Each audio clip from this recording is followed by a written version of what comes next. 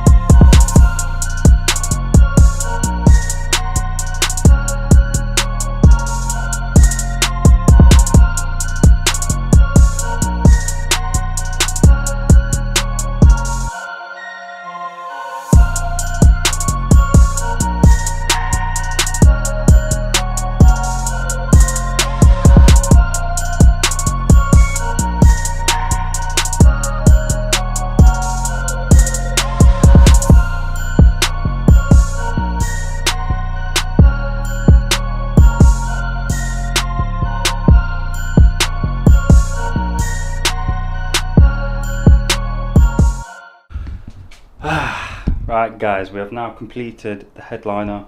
Got to say, although this is easy, it's not easy at the same time. So because it's just a small square section, it's easy, there's no massive contours or anything like that. But on the underside, there is a ton of screws all around the entire headliner that holds obviously the center section to the 4 outsides. So yeah, a bit nerve-wracking getting it off and putting it back in, but I think that looks phenomenal comparing it to the old dingy fabric, which is sort of this colour. Comparing the two here,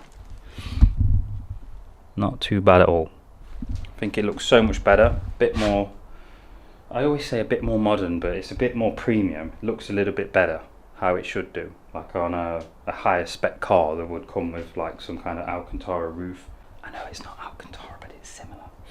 So yeah, mission success. I'm going to message the guy now and get him to pick it up as soon as possible, because I do not want that lying around anywhere near the car or in the house where I'm going to wreck it and damage it and be out of pocket. I have a ton of money. So I'm going to get him to come and pick it up. We'll come and get the sunroof, and then we should be finished with this retrim. So guys, if you enjoyed this video, be sure to give it a like and subscribe. And if anybody wants any work doing, just message me on any social medias in the link in the description. I might sort you a little discount if you mention YouTube as well. So we will see you next week for another upload. Peace.